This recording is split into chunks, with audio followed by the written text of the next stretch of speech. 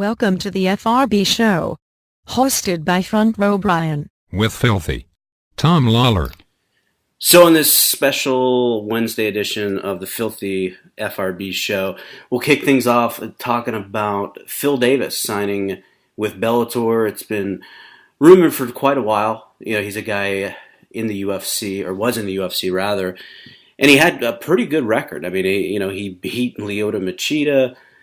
He beat Gustafsson, and he beat Glover Teixeira. So this is a pretty big story. And what was your initial reaction to it, Tom? Well, we've kind of heard rumblings in this direction for a while, or at least I saw them on the internet. So I wasn't too surprised when I heard that this was going on. You know, Phil's contract had run up, and he decided not to renegotiate before the loss to Ryan Bader. And honestly, I think that this decision makes a lot of sense for both parties. A lot of fans complain to the UFC about Phil's style. There's a lot of people that don't necessarily enjoy watching him fight, and it's only going to bolster the light heavyweight ranks in Bellator. So I'm sure the UFC is not going to be too upset if Phil Davis goes over there and beats Liam McGeary and takes the title. So I think it makes a lot of sense for both parties, and it'll give Phil a little bit more exposure and push as like the top guy or one of the top 2 or 3 guys in that division in Bellator, and I think it'll be great for him. So how do you think they book it? What's his debut fight? Oh, I don't know. I mean, there's a few ways you could go with this. I mean, with the way Bellator has been booking shows, you could throw him in against somebody right off the bat. A guy like King Mo would probably be a win-win situation for both guys because King Mo will talk a lot of trash, and Phil Davis seems, kind of eager to do the same thing in a way. I'm not sure how many fans would be clamoring to see that fight because there's a lot of people bitching about King Mo getting takedowns and staying on top too. So, it could be one of those 15-minute striking matches between two guys who were accustomed to see wrestling. So either you go that route or you just, give them a can. Yeah, I mean, I guess it comes down to who's fighting McGeary next. Is it going to be Tito? I don't know. I don't think they've announced anything, but if we look at the Bellator tournament winners, I don't know that they even have anybody waiting at 205. Yeah, I don't think so either, and I don't know if King Mo versus Phil Davis is stylistically is a. I mean, I said it today on Twitter. I just don't see how much Phil Davis moves the needle. He's a guy. You look at his resume, and it's very respectable. He's not an elite guy, but for the past 4 or 5 years, he's been consistently amongst the top 7 or 8 guys in the world in his weight class. So you can't argue against what he's done, but the way he's done it, and I don't think he's built up much of a fan base, which is surprising to me because. Everybody I talk to about him says how funny he is, just in person, and then you get him on camera, and it just doesn't come through. The charisma's just not there. Yeah, he'll get more exposure to that kind of stuff with Bellator, I think, as opposed to staying with the UFC. Obviously, he's ranked number 7 right now in the UFC rankings, so there's 6 guys plus a champion ahead of him who are going to get more opportunities when it comes to the media. When you look at Bellator, I'm not sure that that's the case. I mean, I guess you have King Mo. Oh, perfect. Well, are you trying to cut me off? I got to get this phone out of my office here. How the hell do you turn this volume down? I don't know, but I was in the middle of probably the most important. The most important message I've ever given to anyone. All right. All right, can you restart that brilliant thought? I got to fix that. What are you going to fucking redo it? Is this a SmackDown taping? No. Nothing can happen. Nothing goes wrong when it's live. Okay. I don't think we've ever edited anything. Okay, good. Okay, so anyways, yeah, Phil Davis, he'll just get more opportunities to be in front of the camera with Bellator. They got Tito, King Mo, that may take up some of that time, but You really don't see Liam McGeary too much of the media. You don't see Emmanuel Newton too much of the media. So I think Phil Davis will get some more opportunities with Bellator. And, maybe he pulls over some of the amateur wrestling fans that he has that maybe don't necessarily watch Bellator, that watch him fight. And I wonder if there's another story to this that, Phil Davis is a Zinkin Entertainment client. And Aaron Pico is another Zinkin guy. And there's these persisting rumors about difficulties between Zinkin Entertainment and the UFC. And I wonder if this is going to lead to a pipeline of Zinkin guys going to Bellator, which, Ed Ruth, the 3-time national champion from Penn State, signed with Zinkin. And I think you're going to see him in Bellator probably. Well, he'd probably be a middleweight. But what do you think of these management companies who are steering guys directly to a single promotion? I mean, that's been going on since the first fights that ever happened, Brian. I'm not surprised if there's some sort of, relation. Obviously, there's a working relationship of some sort between Zinkin and Bellator. And you could take a look back throughout, the ages of MMA and look at the relationship that some of those fighters had, who I believe are Zinkin guys, had with Strikeforce in the past. Yeah, and I should correct something. It's not like they're sending everyone there. I mean, Zinkin, like Chuck Liddell, Forrest Griffin, Josh Koscheck, all were with the UFC. But I'm talking more about the up and coming guys. Like Pico.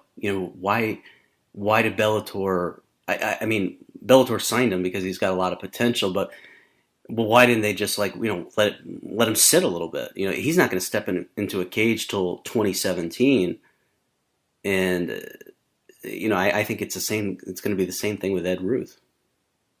Yeah, well, I mean, if you look, Scott Coker's from the Bay Area, right? Yeah. And correct me if I'm wrong, but so's the management team, correct?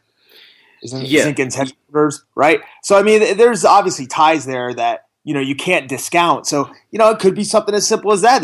They enjoy each other's company and like working together, Yeah, I hear you. I just wonder about the future, like Rockhold or Daniel Cormier, because it's easy to say right now when you got 4 fights left on your deal, oh, I'm happy where I am fighting the best guys in the world.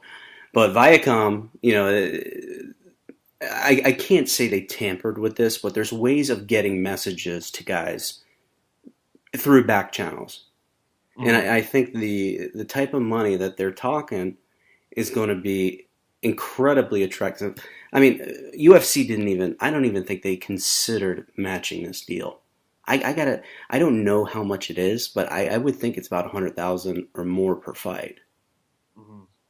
Which, I mean, for a guy number 7 or number 8 in the world who really doesn't have much of a fan base, that's a pretty considerable investment. Yeah, not only that, but you also have to take into account the money that Phil Davis might be losing in the future from sponsors by simply staying with the UFC. He could lose. I don't know what kind of money he has coming in from apparel sponsors or maybe other companies that are going to be forced out of the UFC when the Reebok deal begins, but it could be enough that it made it more attractive to go with Bellator, and you could keep a hold of some of those sponsors. It makes some more money off them that way.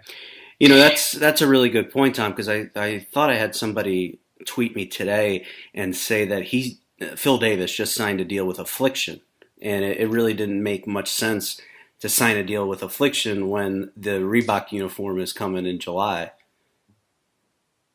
Yeah, I mean, 100%. Who knows? Affliction's still a big company, so I'm sure he's getting a decent chunk of change from them, and it could be enough to offset, whatever the extra visibility he would have in the UFC, or whatever their marketing machine could come up with for him, simply by holding on to the sponsors that he has or getting new ones. That he wouldn't have a chance to if he's stuck with the UFC. So I think it's going to be beneficial for him. I think he'll be at the top of Bellator for a while, and I think they'll give him the immediate push when it comes.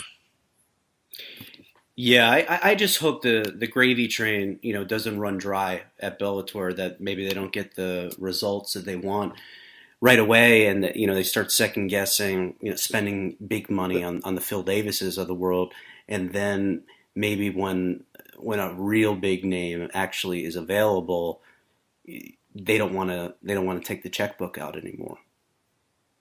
I mean, there's big names that they're signing. I mean, we could talk about fighting ability all day, but Ken Shamrock's a pretty big name. Kimbo Slice is a pretty big name. So I mean, they're not afraid to throw money at these big name guys. It seems like they have a strategy of, loading up the top of the card with, maybe a freak show style fight for their big show that everybody, wants to see. It'll bring in the casual viewers or the people who are, curious about it, and then putting some real legitimate fighters on the undercard. I wouldn't be surprised to see that strategy continue on and, to help Bellator grow, really. Yeah, and it's an exciting time for the guys that are free agents, because it's been a while since they've actually had some leverage. Japan dried up. World Series of Fighting is on death's door. Titan doesn't pay very well. Who else is out? Oh, well, you got ONE FC, but they seem to be very inconsistent with the way they'll splurge. Like they'll pay Askren a bunch of money, and then they don't. Then they have like a bunch of guys you've never heard of. Yeah. Or I know that they throw a lot of money at Bibiano Fernandez, right. And that's why he stayed fighting over in Asia, as opposed to being in the UFC. So, I don't really.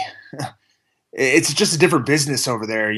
There's certain things that drive the business over here, like pay-per-view, that aren't ingrained in the culture there, and it's a very tough area to predict. I think, as far as what's going to catch on and what's not. Could you have imagined that Sap Time was going to catch on like it did back in the day? Even after he started losing fights, he was still a huge name. So, you never know in comparison to what is looked at as successful here or what's going to be successful there. Sure. And you mentioned Bob Sapp, and, we've been discussing off air about doing some retrospectives on past MMA events, and it would be interesting to go back and look at Bob Sapp's position about, 11 or 12 years ago. And I think people who might be somewhat new to the sport would be shocked. I mean, I don't know the exact rating off the top of my head, but I think it was something like, it was in the 40 rating. I mean, as far as, I forget what fight it was. I know Meltzer has... It would be the fight against Akibono. I believe it headlined one of the New Year's Eve cards in Japan back in, my guess is like 2003. I don't know. Let me look this up. Yeah, 54. Yeah, hey, 54 million viewers in 2003. Boom! Eat it, Meltzer. So what was the rating, though? Was it like 40 or 42 or... No, I'll try to find that. Because I often, while you're finding it, I'll tell people about the TV. 43.1 rating on TBS. Not sure what time the show started, but there's no way in hell it started at 6:05. Sure. So I mean, for the people that might not understand these ratings thing, and I didn't for the longest time, the rating, like a 40 rating, that means 40% of all the televisions in that country tuned in to watch the program. Now, the other thing you'll hear is, it got a 40 rating and a 55 share. The share part means the percentage of televisions that were tuned into that program at the time, the number of televisions that were actually on. Mm-hmm. And so yes. you'll see that terminology a lot, with the UFC ratings and such. So, okay, just to clarify on this, okay, the Sap Akibono fight, which Sap ended up crushing him with pure, beautiful technique and skill. That got a 42.5 rating, and it had 54 million viewers. Okay, that was 2003. Now, that is behind the number one all-time viewed fight. Okay, when it comes to these ratings, was, can you guess? You know? Was it something with Inoki and Don Fry? No. Close, though. It was Inoki and Ali. Oh, right. The fight that they had, way back when. Which is another thing that we talked about, is covering some of these random fights throughout history that, people may not know that Antonio Inoki and Muhammad Ali had a mixed rules fight way back when. So, that's something we can talk about in the future, catch people up with. And what's so interesting about that 54 million viewers, I just Googled Japan population 2000, because they don't do a census every year. So it was 127 million in 2000. So 54 million out of, I don't know, let's just call it 130 million a couple years later. 54 million out of 130 million people in the country watched that fight. That's staggering. Yeah, it's crazy. It really is. To think about how far they've fallen in terms of MMA nowadays. They just don't even have the market for it at this point. And 12 years ago, you had half the country watching it on New Year's Eve. So it's a big time stark contrast. Yeah, it's terrible. I mean, Japanese MMA, the rules and, the no drug testing and the worked fights, I wasn't really a fan of, but it was just the debate over, who had the better fighters. I mean, that was all that was talked about on the message boards 8, 9, 10 years ago. I mean, we're kind of missing that. It's like, well, we've seen all the big fights, and I don't know, maybe that's why MMA is just not as popular anymore. Yeah, well, I'm looking at the top fights throughout history in Japan as far as ratings go, and this entire list is filled with guys who you would not consider to be some of the top fighters, of all time in MMA. It's littered with freak show fights. It's littered with big name stars who necessarily weren't the top fighters. Like you have Bob Sapp and Akebono at 1. Masato and Kid Yamamoto, who are both kind of like heartthrobs in a way, is the number 2 fight. You get another Bob Sapp fight. And then you have a few times there's actors like Bobby Oligan, who's also, he's an actor, comedian. Ken Kaneko, who's another actor and TV actor and movie actor on there doing MMA fights. So it's always been kind of like a freak show thing there. And, I think Bellator's just borrowing from that a little bit, if we can get back to what we were talking about. And, I think they're gonna add some more people to their ranks from the UFC. And there's a number of guys who I think would do really well there. Or, at least if they left the UFC and went to Bellator, it would serve them better as far as their visibility and their ability to be pushed to the top goes. So who are your top guys that you think should do their best to try to get to Bellator from a competition point of view, and then ultimately from a financial point of view? Because this is how these guys put food on the table. Yeah, for sure. I took a look at the rankings throughout pretty much all the weight classes. Now, one of the issues that you run into is like flyweight, 125, 135. Those weight classes have less competitors, as compared to like lightweight, welterweight, and some of the other weight classes. So, obviously all the females will probably be better off staying in the UFC, because if you're a female fighter and you're a woman's strawweight, you're almost in the top 15 right off the bat. Same thing with the bantamweights and the men's flyweights. So there's not too many people who I would really, think would serve themselves better in Bellator until we hit, 145. I'm at it, and I think most of the guys are doing fine in the UFC. Maybe a guy who's been around a lot longer than some of the other names is a guy like Jeremy Stevens, right? Who, every once in a while gets thrown into a main event, but he's not really in the title picture, even though he's in the top 15 at featherweight. And he's got a very exciting style. People want to see him fight, and I think that he could, even be higher up on the card in Bellator than he is in the UFC. What do you think about him? Yeah, I think that's a really good example. He's a guy that's, just kind of he's surviving. He's making some decent money in the UFC, but he's really not going to the top. Guys are just better than him. Yeah, and he's got a pretty friendly, fan-friendly style. He's going to throw some hands, but obviously he can handle himself on the ground too. Yeah, yeah. And another guy, and kind of like a similar idea is Josh Thompson. Obviously we were talking about the Zinkin connection before, and if I'm not mistaken, I believe he's a Zinkin guy. And Yep. he has a pass with Strikeforce where he did very well. So I think a guy like Josh Thompson, even somebody, I'd like to see maybe even Jim Miller go over and fight for Bellator. I don't think it'll happen because I think he probably has a really good relationship with the UFC based on how long he's been there. But I think he could beat some people, but he also has some really tough fights there. And he's been around long enough in the UFC that going there might give him a little bit of a fresh start. Sure. And Tom, actually, I don't know if I forgot to tell you, but we're going to be talking to somebody at Kountermove. That's the fantasy MMA game. Yep. Christy, she's going to come on after we're done here, and Okay. she'll just tell us a little bit about it, and tell the people that listen how they can take part of the games, and apparently you can make a bunch of money. I don't know how to play. That's why I'm having her get on the phone and kind of break it down and make it like I'm a first grader. Yeah, yeah. There's a couple other people. Really the top 15 guys at middleweight. If you look through it, you don't see too many names that would probably serve themselves better in Bellator. Maybe Gegard Mousasi, which is kind of a similar thing as to when he was in Strikeforce.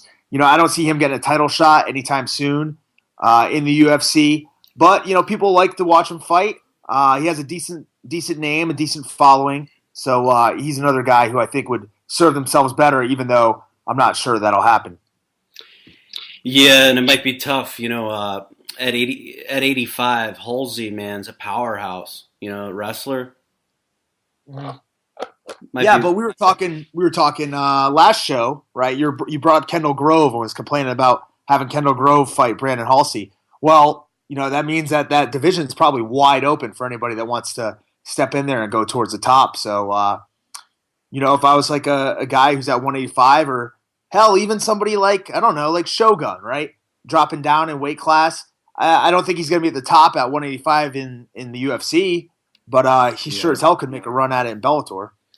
Yeah, there's a great example of a guy that I hope he's made enough money, and I think he's 32 years old. It's amazing how long he's been around and how much damage has been inflicted, that he's taken. So I hate to be one of those guys that tell people when they're done, because it's not my life that I have to live, but. Man, he seems like he better wrap it up quick, or, like you said, go to Bellator and fight lesser competition, and that will extend your career. Yeah, for sure. And I think some of these guys, like there are guys who have come over in the UFC, and you can tell that they were benefiting from being in Strikeforce where they were the top guy.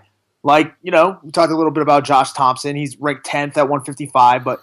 Him and Gilbert Melendez pretty much had a stranglehold at the 155 title in Strikeforce for a while. And then, you have other guys. Tarek Safadine, his star was really on the rise at the end of the Strikeforce era.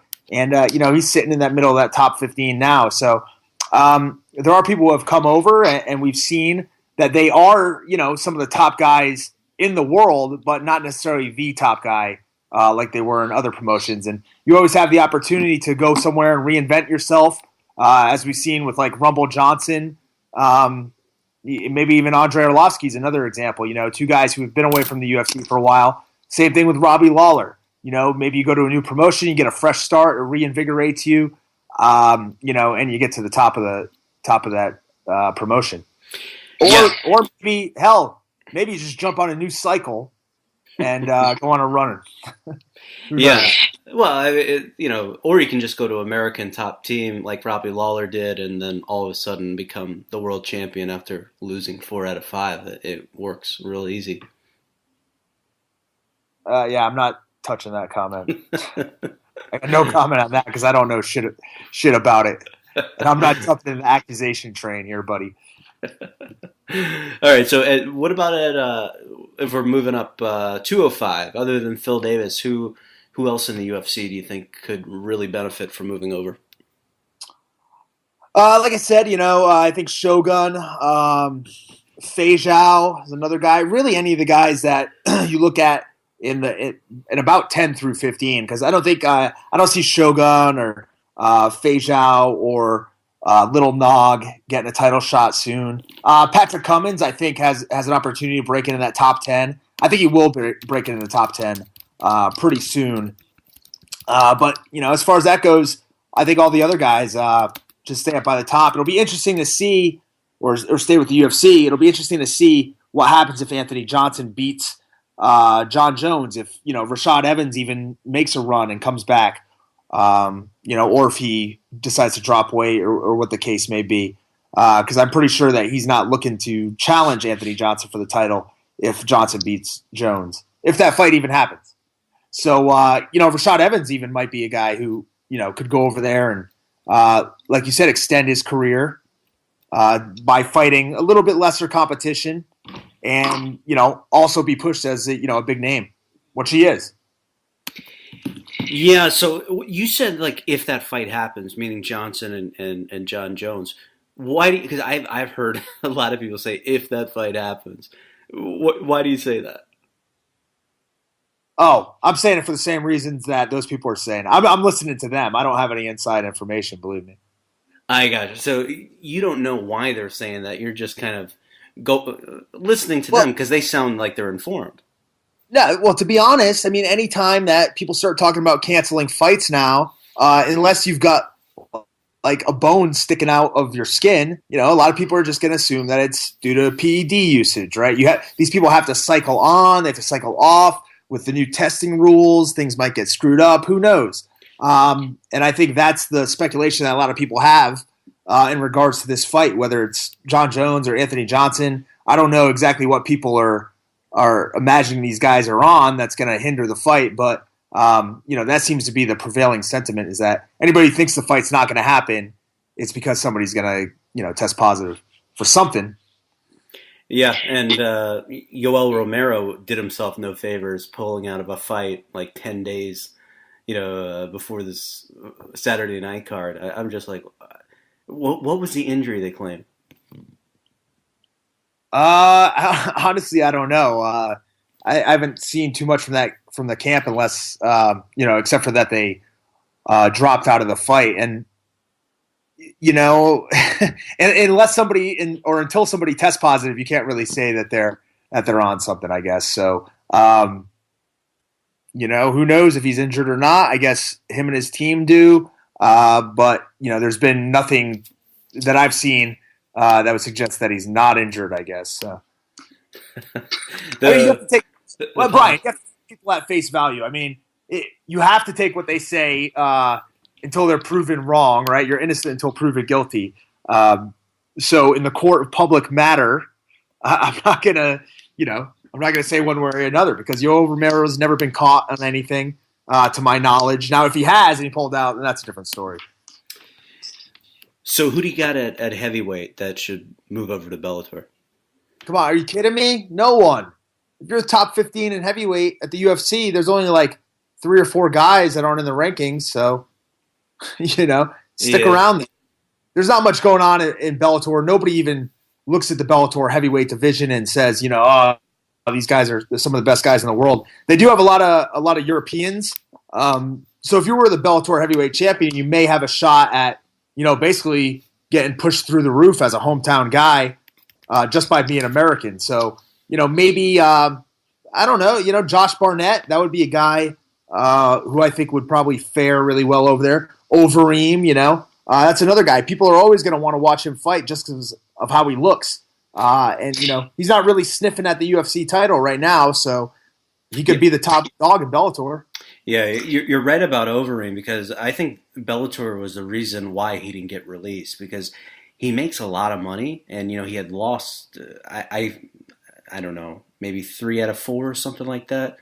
Usually when you make a lot of money and you go on a losing streak like that, they'll cut you. But I think They said, well, he's just going to go to Bellator. It's not like he's going to retire. And he can draw because he's got a great look. Yeah, well, I mean, look, UFC has Crow Cop, was a proven draw, proved himself this past weekend, and they kept him strong in the main event, and it worked out well for him. You have all these shows. These shows need main eventers, and whether it's two guys who are ranked 4th and 5th or 3rd and 4th, and they're vying for the number 1 spot or for a title shot, or whether it's Mirko Crow Cop, you got to bring the fans in. So. You tell me, would you rather watch Crow Cop versus Gonzaga, or would you be more excited to watch John Moraga versus Jussier Formiga? The first one. Yeah, the first one. I haven't heard of the other guys. They could be your landscapers for all I know. John Moraga fought for the title at 125. Yeah. Oh. No.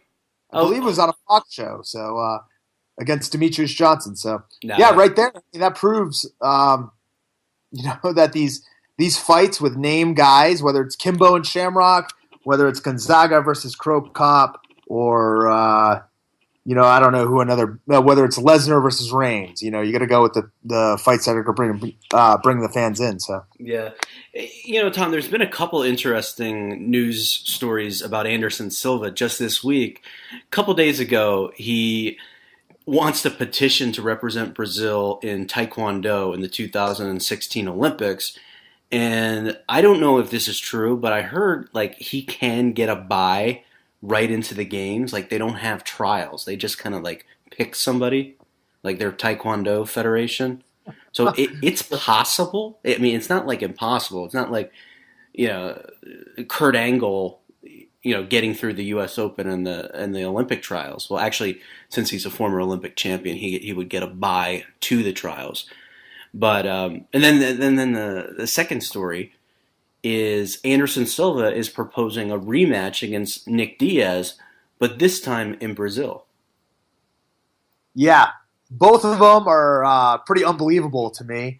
And actually, I think the Anderson Silva and Taekwondo scenario might have a better chance of happening than Diaz versus Silva in Brazil. Now, why do you say that? Because of the suspension? The suspension, and remember those 2016 Olympics are in Rio, so it's going to be a huge deal if Anderson's able to get through there, and if they can just pass him through whatever avenues they need to, that might generate enough public interest that it's worth it to kind of take the risk. Now, as far as Silva and Diaz goes, Anderson Silva hasn't even been dealt his punishment by the Nevada Athletic Commission, to my knowledge. So who knows what the situation is there, and he's sure as shit not going to fight Nick Diaz under suspension in Brazil. UFC is not going to let that happen. And who knows if Nick Diaz even wants to fight him again. Nick Diaz is probably pretty pissed off that he had to fight an Anderson Silva who gets test positive for steroids. So who knows if that's even a fight he's interested in. And do you think the fans would be interested in that fight? Because I thought the first fight sucked. I'm sure the fans would watch it. It's going to still be a big story. We have Anderson Silva coming back after a year-long layoff because of an injury to his leg. Now you're going to have a year-long layoff coming back amidst all this controversy. I think the fans would love to see that fight again, just based on the two guys who are in it. I don't think anybody would going in there expect it to be the fight of the night or the fight of the century. But with each guy against virtually anyone, they're going to draw. So put them together, and I think it would still do fine. Yeah, so I mean, I guess Anderson's going to get his punishment later this month, I believe. And I talked to some people, and they say 9 months, and I'm thinking it's going to be a year. I mean, it sounds like he took the substance, then stopped taking it, and then started taking it again. He two failures, and then plus the benzos. I just can't see them giving 9 months. Yeah, I don't understand the whole the defense from Anderson Silva's team or the people who were supporting him. It doesn't matter what he was taking it for, if he started and stopped, or what the case may be, it's still illegal. I mean, that's the bottom line. Yeah. Do you have anything else, Tom, on your mind that you want to talk about before we give Christy a call at Kountermove? And nah. Nothing now. All right. Well, let's we'll get Christy on the line. We'll talk a little bit about Kountermove Fantasy MMA. And Tom, we're joined now by Christy Sullivan. She is from Kountermove, which is a fantasy MMA website. And for full disclosure, I really don't know anything about fantasy MMA or even fantasy sports. I mean, I usually just kind of, deposit my money illegally in some offshore account and bet minus 150 or under over. Like I'm sure a lot of you degenerates out there do. What do you do, Tom? Well, being that I live in Vegas, I just kind of stroll over to the sports book. Hopefully, on that day, no one has off themselves at the buffet, so I can place my bet and collect my winnings. Christy, that's a true story. I went to the buffet. I read it.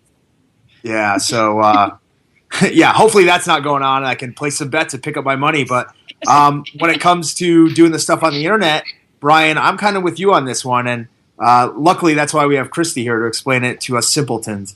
Yeah, so explain it to Tom and I, and like we know nothing. You got it. Oh, on that very morbid note, which I did read about that story.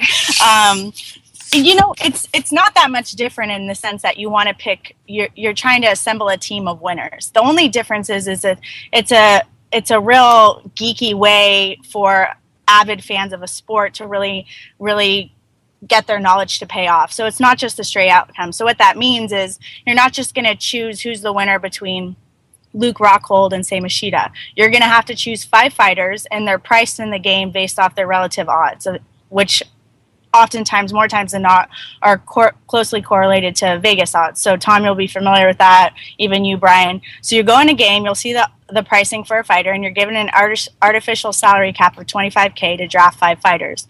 And so why it's called Make a Fantasy Team is you're essentially using this artificial salary cap to assemble a team. And how they're scored in a fight is we use UFC's official stat provider, Fight Metric, and it basically just tallies and awards points for every offensive position. So you get points for strikes landed, submission attempts, knockdowns, all that kind of stuff. And then on top of it, you get a bonus if they win early. So you essentially want to pick a winner that's of your team of 5. You want them all to be winners, but you want them to have a solid performance. So to give you an example, Jake Shields is someone who has a very strong record in the UFC overall during his time there, but he wasn't exactly a finisher. There's other people that you would say win a lot, but they're not exactly finishers. So you want a team of 5 that's not only winning, but they're winning in devastating fashion, right? So that's why heavyweights are good, and people that finish early like Ronda Rousey, etc. That makes sense? You can also add Tom Lawlor always finishes early. Thanks a lot, buddy. Blasted. That's what I was told. Who the hell told you that? Well, that's my question. I want to know. I have sources. That's why I'm me. Okay. Well, this is that's not always a bad thing, but this is a situation where it's always a good thing to finish early. So you were going to ask a question, Tom. What do you got for Christy? I don't know. I'm kind of disgusted by where you took this. Oh, come on. You can handle that. Basically, what I was going to say was I was going to tell her not to give out the betting strategy on the air and to let me know, off the record, so that I'm not losing every time in Kountermove. Because it's pretty sad if you're a UFC fighter, you're supposed to be a professional, and you can't even pick who's going to win the fights compared to some guy sitting at his computer drinking 30 Coors Light during the taping of a podcast who can't get his phone out of the room. I can help you out. I can give you some tips. That's for sure. So, Christy, tell us a little. What's the history of Kountermove? Like, is it your company? Yeah, so our two founders, our original, our two co-founders are Bryan and Aaron, and both of them are jiu-jitsu black belts. I've been with the company almost since the very beginning, and I'm a brown belt in jiu-jitsu, so we're all martial artists. And the two of them met up and started it together. I came in less than a year after. And we're just we're just in this sport. We love this sport of MMA and martial arts, and that this didn't exist really in MMA at all, and it's been taking off in basketball and football for a long time. So Aaron's really the brains behind the algorithm for it and how the fighters are priced, etc. And I do a lot of the front and back end of the company, and I just think that overall it's a really fun way for people to really participate in sports. If they really understand fighters and they want to cheer along and they have it just adds another level. And we've been going for a few years now, and I think that it just makes the overall experience. If you're already watching the fights, you might as well, if you're betting or wagering on fantasy sports, it's a fun way to participate and earn money from it too at the same time if you're good. Yeah, I can see, because Tom, there's times I'm watching fights and, I don't know who either guy is. I don't know any of the gym he trains. I don't have any connection to them at all, and I don't care who wins. Really, it doesn't affect my life in the least at all. But if you have some fantasy, and if you have part of your salary cap allocated towards this guy, you could be on the edge of your seat for every fight. Yeah, for sure. Just for an example, like this past weekend and the weekend before, I placed some not big bets, but bets on basketball and baseball games. And normally I don't give a crap about who wins those games. But even having $20 on a game kind of draws you in and gets your interest and makes you pay attention. So for me, it just makes the stuff more fun. Yeah, I honestly agree with that, for the simple fact that UFC's events alone have just skyrocketed, right? And I think what some of the old school fans of the sport are saying is like, I can't catch up with all this new talent. Like, there's so many events now. So like, we're already all MMA fans. We're probably going to be watching even the smaller events.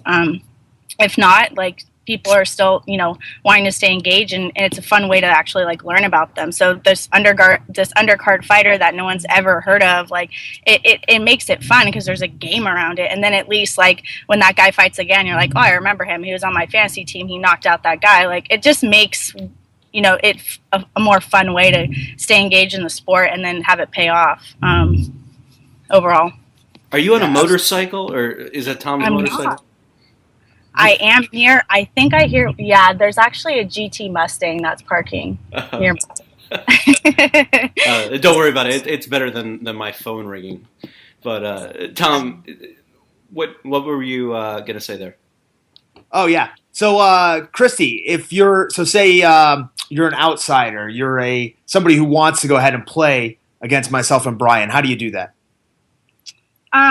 Well, it just depends. You guys are going to have a free roll game. So I would say the best way for people to try it if they haven't done it before is hit up your free roll link. That's the best way. Free roll is basically a gambling term, but it means a free entry game that has a cash prize pool. So that'd probably be the best way. And then if you want to get all the way in it, you can go on the website, and there's like prize pools anywhere from 10 to 25 grand. So if you want to try free roll, that's like free to enter. It's super easy to play, and there's no, we put up the cash prize pool. Or if you're feeling risky, you just go in and go all the way in and try for the prize pools that have like a lot more at stake. All right.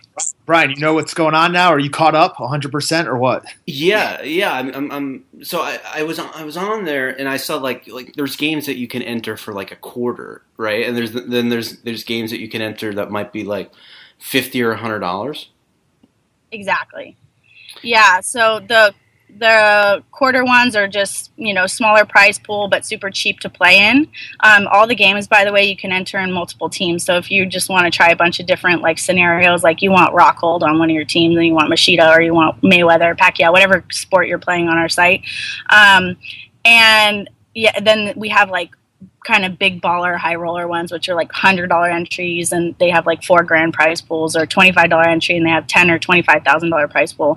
But there's a big bell curve on those. So like the top place, like if you have the best teams, like will pay out huge in the thousands, but you'll still, like, even if you have a couple people that on your team that lose, you can still win cash, because there's hundreds of places in those games, you know, that pay out. So yeah, this is kind of a, like, for every palette, I guess, you know.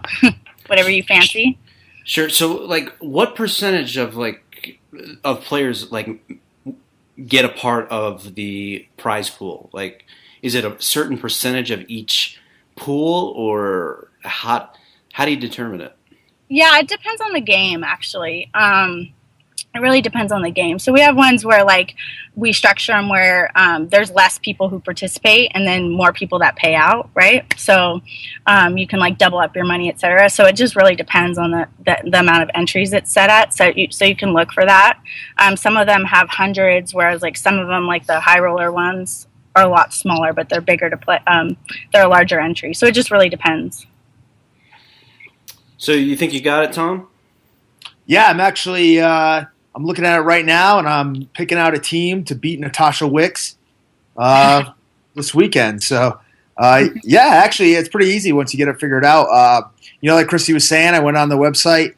It shows the salary cap you have for each game, and it's really easy. You just click on the plus sign to add somebody to your team, and you can go from there. It's really user-friendly. You know, and that's Kountermove with a K for anybody that doesn't know how to spell correctly. It's KOUNTER move.com.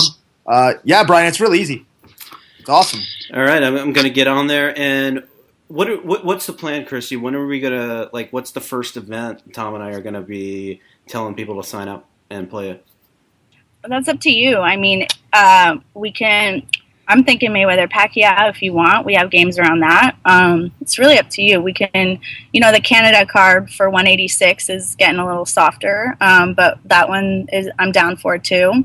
Or 187, you know. So just let me know. I know you guys like wrestling too, so I think Mayweather Pacquiao could be fun. What do you guys think? Well, you do wrestling too? Yeah, we do. We did a huge one, but since I don't upset anyone about saying things about it's, you know, scripted or whatever, but so we do free roll games only. So we don't do it so people can actually put up an entry fee, like no money wagered. We just put free rolls up, so it's more for fun, and we just offer it. It's kind of fun, and we tally it for, like, chair, you know, just how many times you get hit by a chair, and it's really fun. It's really funny. But yeah, we do have them, so I can show you those too sometime. Nice. So, all right. So I'll talk with Tom, and we'll get with my my guy Adam Martin from Poster Boy Entertainment. He was the one who he connected us with Kountermove. So. Thanks, Adam, for finally doing something right. And I knew there was a reason I kept you around after I fired you from the podcast, but that's actually a true story. and then I needed to. Then I found Tom. That's how that came about. No way. Oh shit. Yeah. But yeah. All right. So yeah, that sounds interesting, and I'm looking forward to it. And so thanks for explaining that to us. And Tommy, you can have the last word or anything you want to say. No, thanks to Christy, thanks to Michelle, and thanks to me for coming on the show. All right. Thanks, Christy. Appreciate it. The only question that remains is, will the number 13 be lucky or unlucky for Stone Cold Steve Austin tonight, the submission match? You can damn well bet it's going to be an unlucky number for Bret Hart. But let me just say this, a submission match is not my kind of match. Do I know a whole lot of wrestling holds? Hell no, I don't. But I'll beat the hell out of you till you do say I quit. You sit there every time you get on TV and say you've been screwed. Let me just tell you this, son. I ain't bringing a condom to the ring. I'm bringing a hell of a can of whoop ass.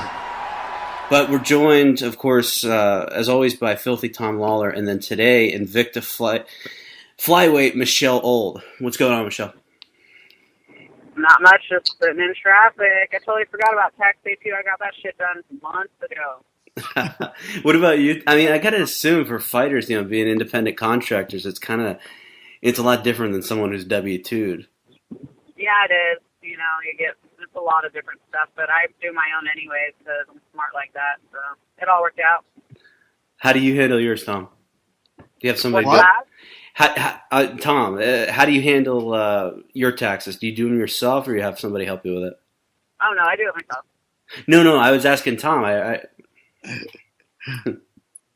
What's that? Yeah, I haven't done them yet. So okay. So after this, you're gonna have to get to work. Although you can file an extension, and I don't think there's any penalties for an extension. Now I'm just gonna hit up TurboTax. Like tonight? Yep. As soon as this phone call's over. That's what's up. So, Michelle, you have quite a story. Maybe you're not the most well-known fighter, but you seem to have one of the more interesting backgrounds that I've heard about. So, tell us how did you get into fighting, and what led you to get into this, or even your childhood? Well, I don't know. I've always just kind of been one of those girls that anything a boy could do, I could do too. I've just always been kind of competitive, and I always wanted to do sports. The family situation wasn't really something that allowed me to do it. So I did what I could, at school or whatever, anything and everything, but I was always very physical, fighting with my boyfriends growing up, just anything, arm wrestling, anything that was some sort of competitive thing. I just loved it, and I just thought fighting was hilarious. You know what I mean? I don't know what my deal was, but I just liked that, and I wish I would have gotten into wrestling that my parents would have, because things might have gone a little different for me. I think I would have thrived, but then as I got older, I did a little bit of amateur boxing and stuff, 15, 16, and then just got married real young, to a junior Olympian boxer. I've always just been into athletes and whatnot, and then had my kids, and after that I was just wanting to do something kind of to get me out of trouble, because I was fighting a lot, just street fights and just stupid shit, and I was like, I need to get it together, so just started training with one of my friends, boyfriends, and he was he took me under his wing, and I didn't even realize how fortunate I was to get somebody, that was training jiu-jitsu, boxing, everything. Never charged me a freaking dime. I had no clue, Well, and then, you might have been paying him in another way. Oh, fuck no. Yeah, it surprisingly enough, I'm not really, there's certain things like that I met through a friend. That was my best friend. He never was ever inappropriate. I can be crazy with some things, but there's other things that, you know what I mean? I thought you said it was your boyfriend. That's what. No, my friend's boyfriend. Oh, I totally misunderstood. So I got pretty lucky on that one, and then I started wanting to just do a little bit more wrestling and stuff like that, just the full thing. So I started over at Combat Fitness in Boise, because that's where I used to live, and Scott Jorgensen's gym, and just went from there, and you know what I mean. Even if I took time off or whatever from the actual fighting, I was always training, and it just was a really good release for me, and it kept me out of trouble. It really did. It changed my life. So saved my life. So you mentioned staying out of trouble. What type of trouble were you getting into? I was just always I don't know. I was just always, whenever we would go out, friends or whatever, if anybody ever challenged me or anything like that, I just loved to fight. I would just get in street fights all day long. If people or my friends were in fights, I'm jumping in. I never knew how to walk away.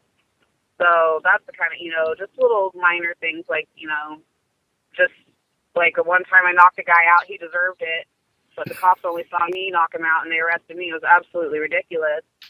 And, stuff like that just kind of got old. I'm just okay, you know, and then MMA was kind of starting to be a little bit more popular, and I'm like, this is what I need. And it's like, ever since then, like, I didn't have any issues. You know, they're like, you come in here, you fight for money, and I'm like the person that's always walking away now. You know, I do have still a little bit of a temper thing, but I don't really go out much or drink or anything because I know that. And so, you know, it just kind of just changed, you know, your mindset and stuff. So, and it really helped out a lot.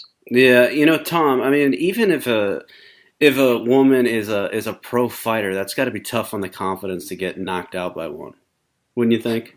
I wasn't even training at that time. I trained after that, but just this guy they were all like surrounding me and a girl. There's like 7 of them, and they just were like, we're going home, you know, we're going to go catch a cab, get some food, we're good. And they're like, well, you're ugly bitches anyways. And they kept following us, and all of a sudden I felt some guy grab my ass, and I just turned around and threw a right hand, and he was in a planter in like a big old, you know, cement planter pot thing.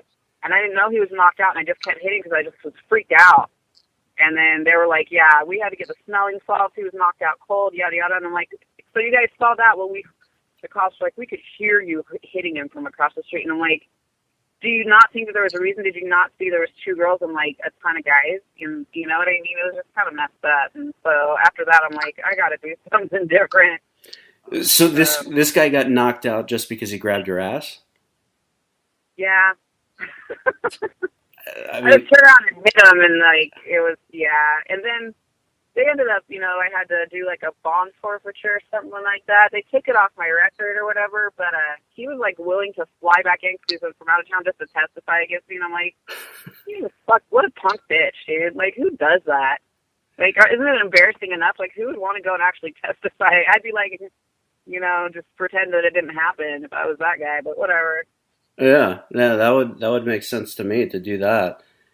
Yeah, it was gnarly. So have you actually served time in jail?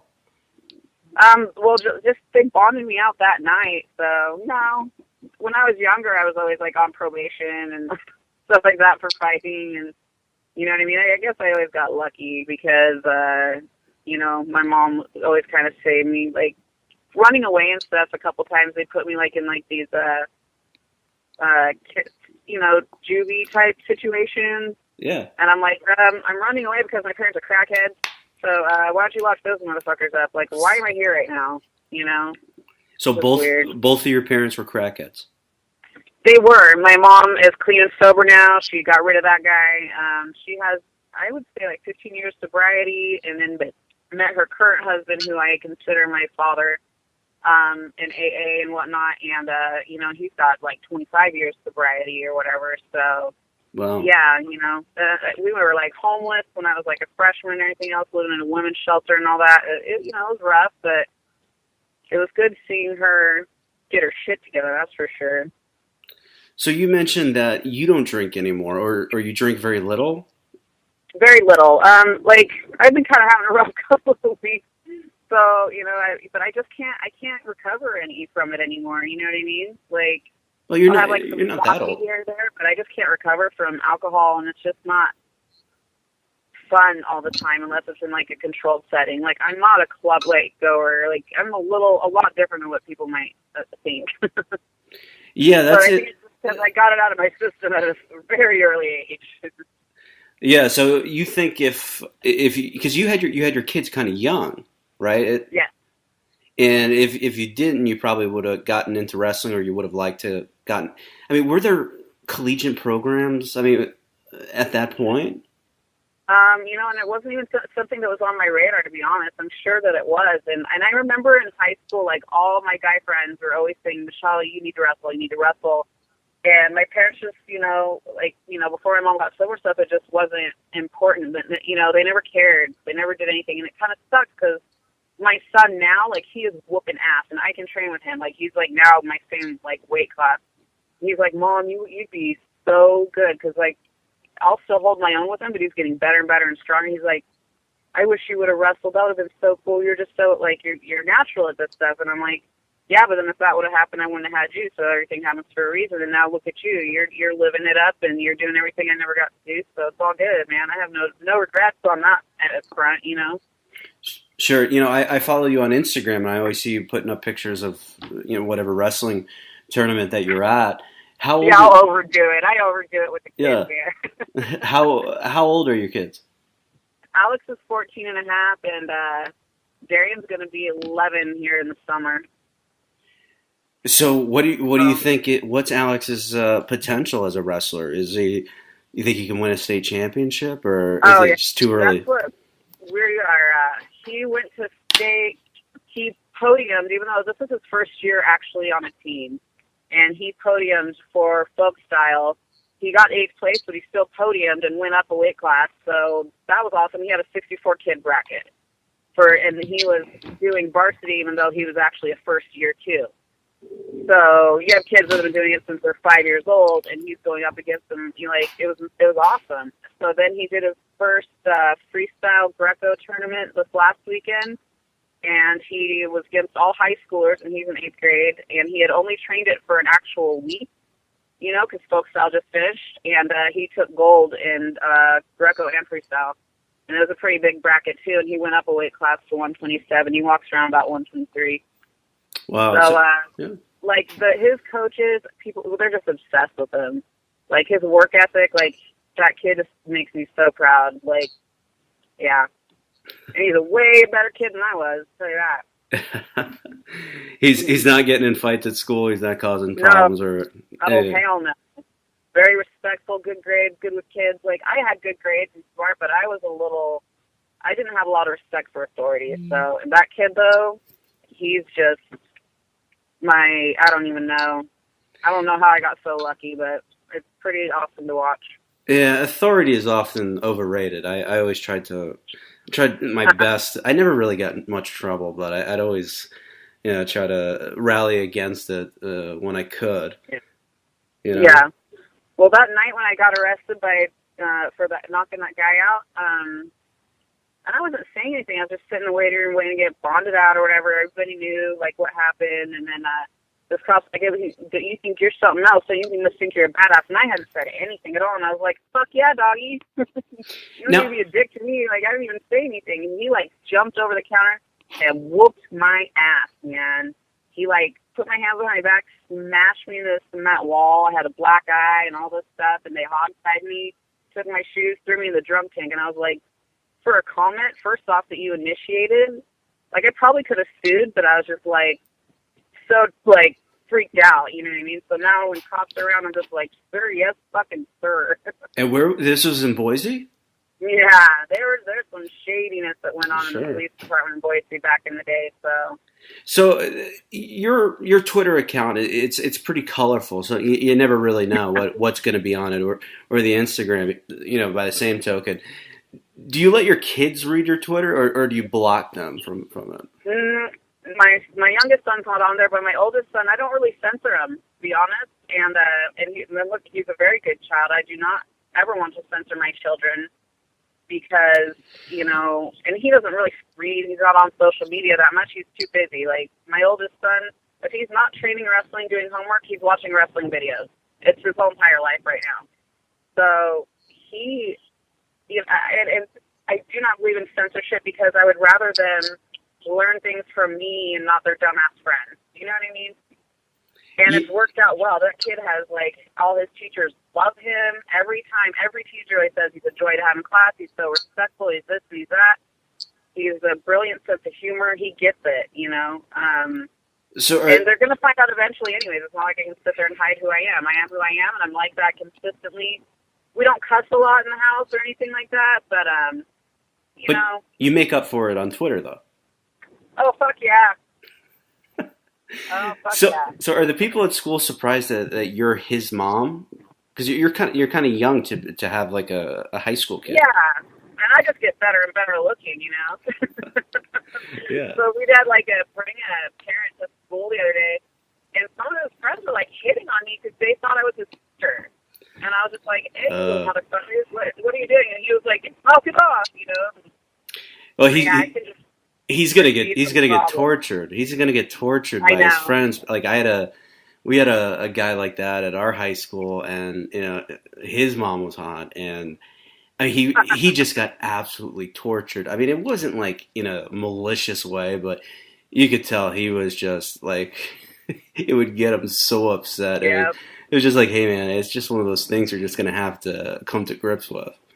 Yeah, well, then they know I'm a fighter too, so they're super, they're respectful and stuff, but they didn't know that was me when I first came in and whatever. But I remember before my mom got sober, well, around the time she was getting sober and healthier and everything else, she was a good-looking lady, and I just remember all my guy friends always wanting to come over to hang out because you're both so hot. I was like, shut the fuck up. So I know already what this kid's going through, so yeah, it'll be interesting. Yeah, so the other thing that I'm always hearing a lot with you is your problem with Miesha Tate and Bryan Caraway. It's pretty well documented. All the issues you've had. How many people though? Like I'm on a list. I got to take a number. Like there's a lot of people that have problems with people. So. There's that many, huh? So I guess it's pretty well documented, like all the verbal spats you've had. But what started it? Were you friends at first, and then it took a bad turn, or? Well, I used to date Tanya Ebinger, and that's how it all came about. I didn't know Miesha from nobody. She'd always been cool to me. I had no problem with her whatsoever. But Tanya hated her for whatever reason. I'm just like, keep me out of it. I don't really give a shit. She's never done nothing to me. It's whatever. But Tanya, I think she was just kind of a hater at the time because, she's a legitimate athlete, just regardless of, things that have gone on between us. And she went through a 2-year period where people didn't want to work with her. She wasn't getting on cards, and she's just seeing Miesha blow up. I think it was a little bit like she's a little bitter about it because she was trying to fight her for so long, and Miesha kept kind of dodging her and stuff. But Tanya would just put her on blast and disrespect her and go on these, female forums and go under my name because they booted Tanya out. And she would say, this is Tanya, and Miesha even came to me, I think on Facebook, it could have been, MySpace, this was how long ago it was. And she's like, I don't understand why Tanya hates me and everything else. And I go, I explained it to her, and I was like, this is why, and yada, yada, yada. But, when it comes down to it, she's my, main training partner, and, at the time we were dating, so that's who I'm going to back up, But to be honest with you, I go, I really don't give a shit. I really don't give a shit. So you dated Tanya Ebinger? Yeah, that's not something I'm fucking proud of, but it just is what it is. It wasn't even something I really chose to do. It just kind of happened, and then she's one of those people that it's like, you don't leave her because she will make your life hell. She tried to ruin my life. It was really crazy. But you're not a lesbian though. Is that? No, I'm bi, I would say. I just like who I like, So it just depends. Had a cool personality and everything else, and then at first it was just roommates and stuff like that. Because when Jorgensen and I split up, I used to date Scotty. But he was just really insecure and kind of said, "You can't train in my gym anymore," type of thing. And I'm like, "Are you fucking kidding me?" So I moved to Sac. Because it was a very similar setup because, him and Uriah and all them were friends and cool and they cross-trained, so it was a good transition for me, and I was just like, well, if I can't train here, there's no other good gyms, I'm moving out to Cali, man, gonna fucking chase my dreams. And then we were roommates or whatever at first, and then it just kind of, happened, and then it was just, I figured it out real quick. I'm like, dude, you're just so much drama. There's just so much drama all the time, whether it was me or whoever, and I just couldn't deal with it. And I finally just had to, get rid of her or whatever. And I wish we could have stayed friends, but she's just not that kind of person. Yeah. But she's doing good now, and I'm happy for her. I want nothing but the best for her. But, yeah, that just, I'm sure she's grown and changed a lot, but this wasn't good. A healthy thing for me to be around, Isn't there a picture of her doing something to Ronda Rousey? Or is that somebody else? No, Gina Carano. Gina Carano, that's the one. Yeah, so I mean, it seems like there's got to be a lot more athletes in women's MMA that play both sides of the field versus men's. I would peg in versus the men, of course, versus the men. In men's fight, it's got to be maybe 2 or 3%, I think. Now, on the women's, I mean, shit, it's Yeah, what is it? What if you had to assign a figure? It's more accepted by society. Then you have there's some girly girl fighters, and then you come across a lot of kind of the more tomboyish type fighters or whatever, and you kind of just build a bond when you're training. Not to mention there's just a lot of full blown lesbians, and for me, I don't ever want to date anybody that I can whoop their ass. You know what I mean? I always want to date the alpha type, and Tanya, when we first started training together, she whooped my ass. So I think some girls are just kind of attracted to that, or they get sick of guys or whatever, or they just try it out just because it's fun. You know what I mean? It's a little rebellious, and it's just, I don't know. I like girly girls, and I like strong females, but. So you tried it. You tried it out, and you liked it, or was it just? Yeah, I've had girlfriends since I was 14. So.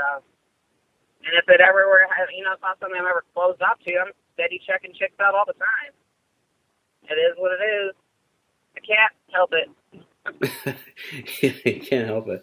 Well, that's interesting. But another interesting topic. How about creepy fans on Facebook or Twitter? What's your best creepy fan story? What's my best what? Creepy fan story. Somebody sending you a message I'll send you X. I mean, some of them get kind of offended if you don't respond to them and stuff like that. And I'm just first off, I'm not obligated, but if they're respectful, I will. But they're always just trying to be all they focus on, you're sexy and you're a fighter. Oh my God! And I'm just yeah, thanks, whatever. But then sometimes they'll get all mad and you're not responding, and we'll fuck you and whatever. And I just kind of laugh it off. I ignore a lot of it.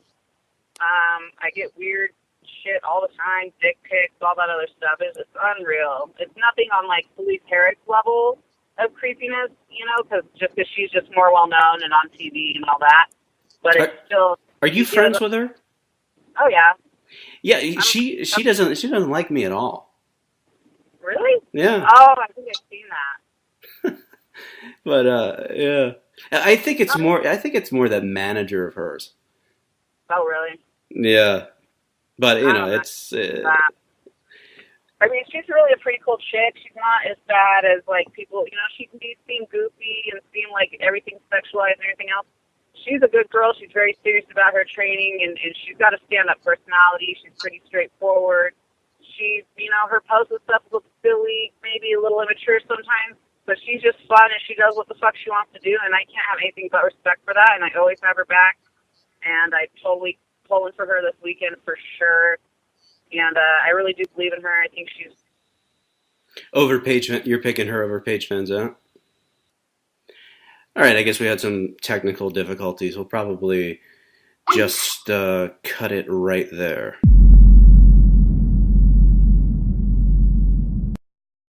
What are you gonna fucking redo it? Is this a SmackDown taping? No.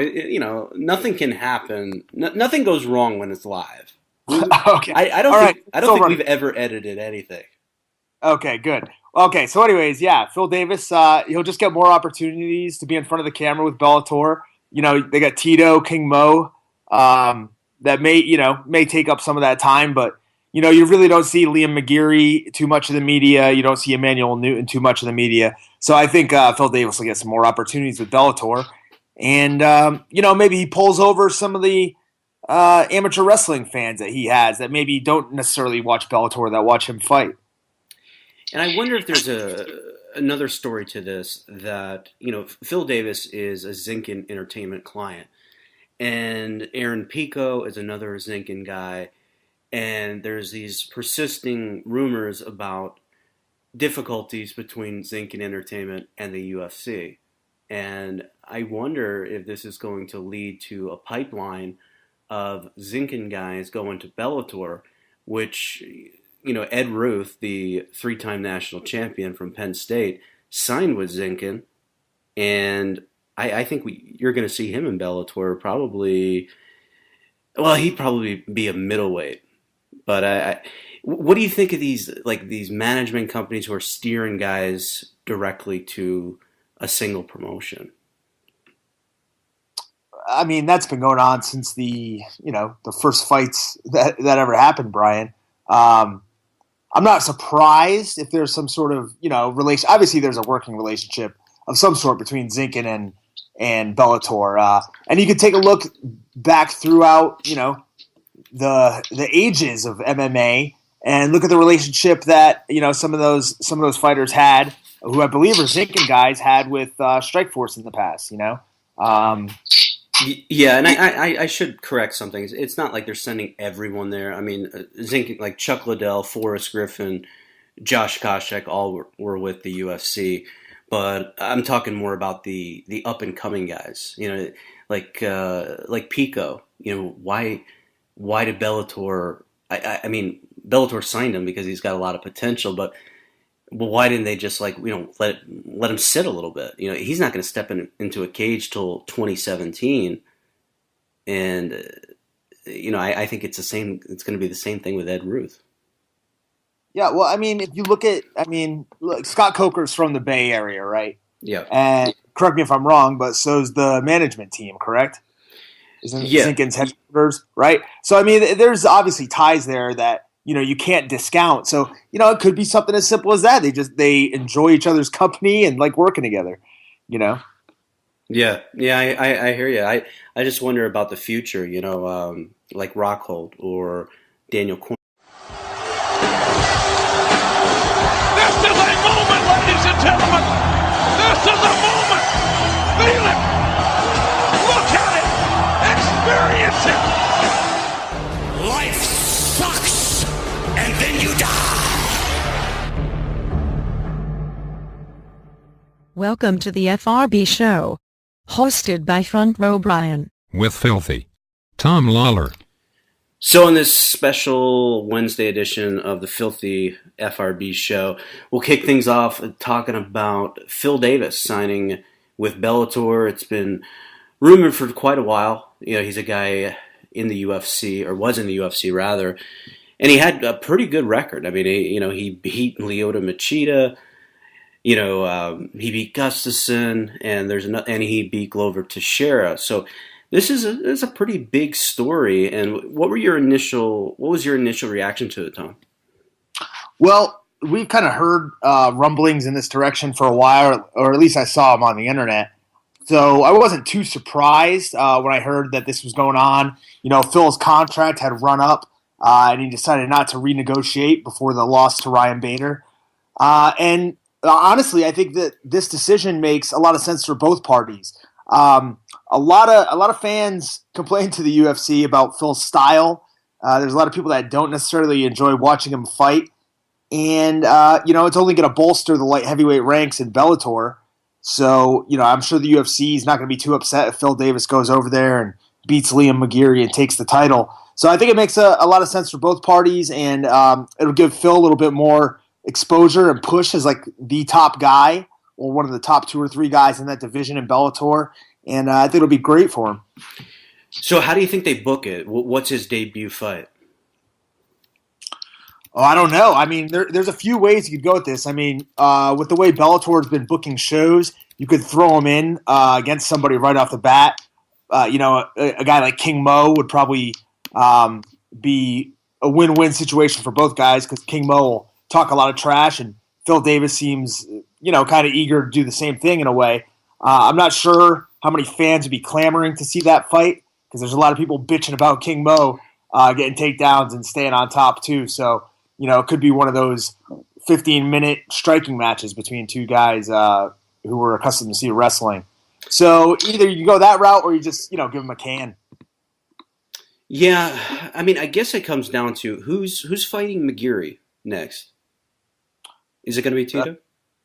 I don't know. I don't think they've announced anything, but if we look at the Bellator tournament winners, I don't know that they even have anybody waiting at 205. Yeah, I don't think so either, and I don't know if King Mo versus Phil Davis is stylistically is a. I mean, I said it today on Twitter. I just don't see how much Phil Davis moves the needle. He's a guy you look at his resume, and it's very respectable. He's not an elite guy, but for the past 4 or 5 years, he's been consistently amongst the top 7 or 8 guys in the world in his weight class.